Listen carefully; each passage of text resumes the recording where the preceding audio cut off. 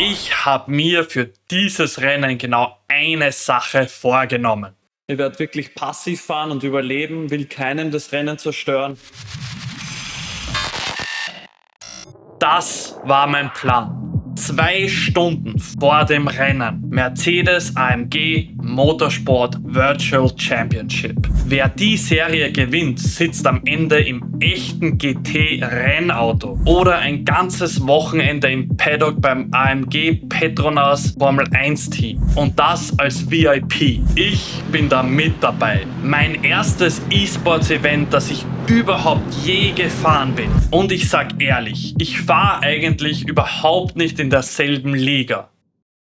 Spa, 45 Minuten, ein Pflichtstopp. Und ich zeig dir, wie es da bis zur letzten Runde spannend war. 10 Minuten offenes Qualifying. Das heißt, alle gleichzeitig raus. Und jeder will als erstes auf die Strecke, weil sich dann noch eine Runde mehr ausgeht. Und diese eine Runde mehr heißt, der Reifen ist besser im Fenster. Das können mehrere Zehntel sein. Und mehrere Zehntel sind nicht nur 2 Positionen, das können auch 10 sein. Die Runde muss sitzen, am Limit und nicht drüber. Und das im Verkehr. Heck kurz überrotiert, 1 Zehntel weg. Zu früh aufs Gas, zu weit raustreiben lassen. Runde ungültig. Off-Track. 2 Minuten 15, 4, 5, 9. Platz 7.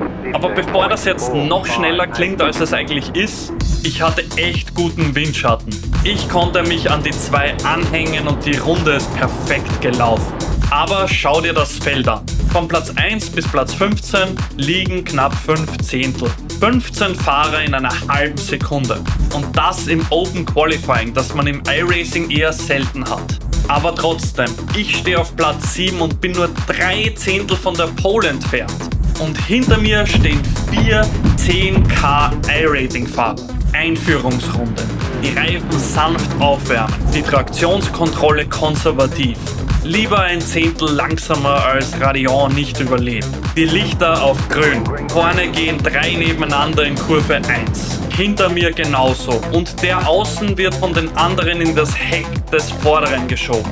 Und der dreht sich.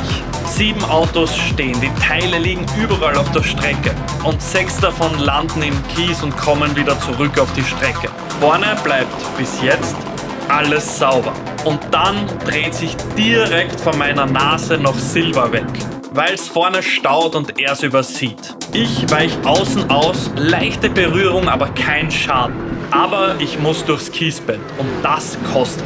Und der Rest des Rennens war eine Achterbahn mit Action auf hohem Niveau wie noch nie zuvor. Die 2 Winward Mercedes, die an Silver weniger Zeit verloren haben, gehen vorbei. Einer von den beiden ist selbst nicht sauber an Silver vorbeigekommen und verliert in der Bremszone seine Schürze. Er untersteuert raus. Und so kann ich mich reinsetzen. Ich nutze das Banking, setze dann aber zurück, damit ich in der nächsten Kurve einen sauberen Exit habe. Weil hinter mir Noah Eder pusht. Der ist sehr unzufrieden mit seiner Leistung aus dem Quali und will so schnell wie möglich vorbei, um nach vorne mitzukämpfen.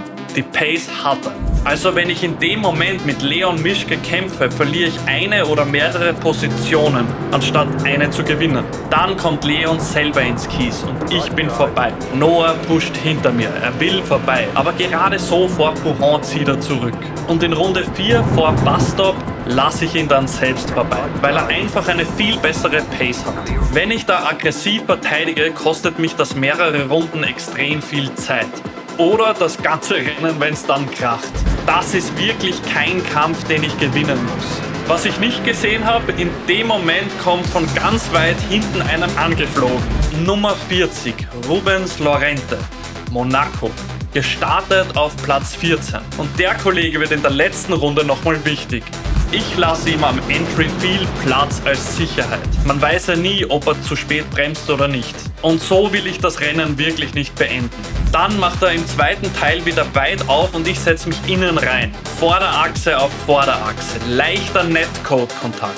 Zwar keine Positionen verloren, aber den Windschatten von Noah. Ich habe den besseren Exit und er flasht wie wild im Rückspiegel. Es war eng, aber ich habe mich sauber verteidigt. In Runde 7 saugt er sich dann an der Camel an und geht auf der Geraden neben locker vorbei. Es geht in Runde 8. Ich habe den besseren Exit aus der Busstop und kann mich in Turn 1 links neben ihm setzen. Will einfach die weitere Linie und damit den besseren Exit. Und dann sticht innen noch einer rein. Aiden Young, USA, 8,6k I-Rating. Der überrotiert am Curb innen und mir gehört der Exit. Und auf der Camel Straight gehe ich wieder an Rubens vorbei. Und ab da verändert sich alles. Nur eben nicht so, wie ich es mir gedacht habe. Ich fahre nicht gegen die Uhr. Ich fahre gegen zwei Autos, die genauso schnell wie ich sind. Und dahinter lauert noch ein schnellerer.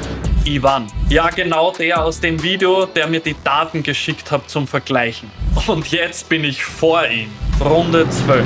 Ich komme an die Box. Eine Runde früher als die hinter mir.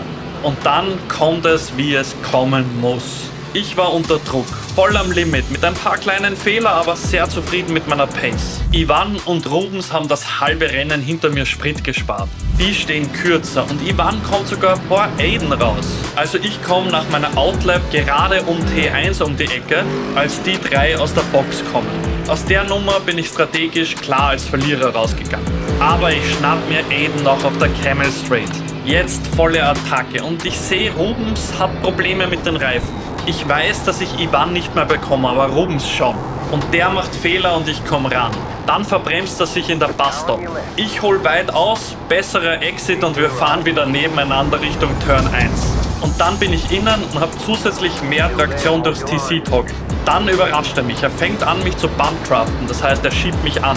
Auch die Runde drauf, aber diesmal war es taktisch. Er sticht plötzlich innen rein. Ich halte mich außen dann in die zweite Kurve innen rein, aber er bleibt neben mir und hat dann den Vorteil in der nächsten Kurve.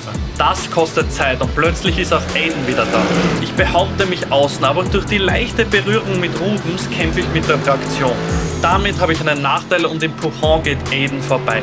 Ja, und diese eine Runde kostet mich 2 Sekunden. In der nächsten Runde kann ich mich an Aiden ransaugen und in Lecom vorbei. Die letzte Runde. Rubens kommt am Exit von No Name in den Kies. Und er macht das einzig Richtige, um seine Position zu halten. Ich komme mit mehr Geschwindigkeit, bin schon auf seiner Höhe und er zieht abrupt nach rechts. Vor meine Nase. Wenn ich da nicht gebremst hätte, da wären wir beide abgeflogen. Und dann bremst er am Apex ungewöhnlich stark. Ich bin blockiert, versuche zu bremsen, ohne dass ich das Heck verliere, fahre ihm leicht auf und werde instabil. Ja, im Cockpit hat sich das in dem Moment kalkuliert angefühlt. Aber im Replay ist das nicht so eindeutig. Er macht die Linie zu und weil der Winkel dadurch enger wird, muss er natürlich auch mehr bremsen. Und Pujon ist keine einfache Kurve. Ob das Verteidigen oder Blocken ist, darüber kann man sich sicher streiten.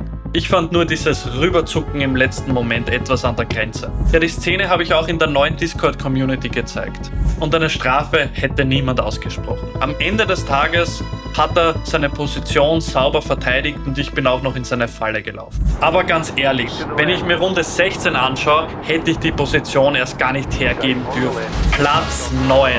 Ein Top-10-Ergebnis. Gestartet als 7. zwischen den ganzen E-Sports und 10k I-Rating-Fahrern. 4 Zehntel hinter Platz 8 und weniger als 3 Zehntel vor Aiden. Nach 45 Minuten. Kein Unfall, kein Schaden, 20 Runden Rad an Rad. Und keiner von uns hat dem anderen das Rennen zerstört. Ich habe vorher gesagt, ich verpasse, ich will einfach überleben und ankommen. Ja, daraus ist nichts geworden. Das war das engste Rennen auf dem höchsten Level, das ich je gefahren bin. Und ich habe in einem Feld mitgehalten, in dem ich eigentlich nichts verloren habe. Am 19. August geht es weiter. Oulton Park, England. Technisch eng, kaum Platz zum Überholen im GT3. Und diesmal 2 kurze Sprintrennen statt einem langen. Das heißt, keine Zeit für Taktik. Jeder muss sofort so schnell wie möglich am anderen vorbei. Aber eine Frage bleibt offen. Hat es sich im Rennen überhaupt gelohnt, so hart um die Positionen zu kämpfen? Die Daten habe ich mir schon angeschaut. Und mehr dazu gibt's im nächsten Video.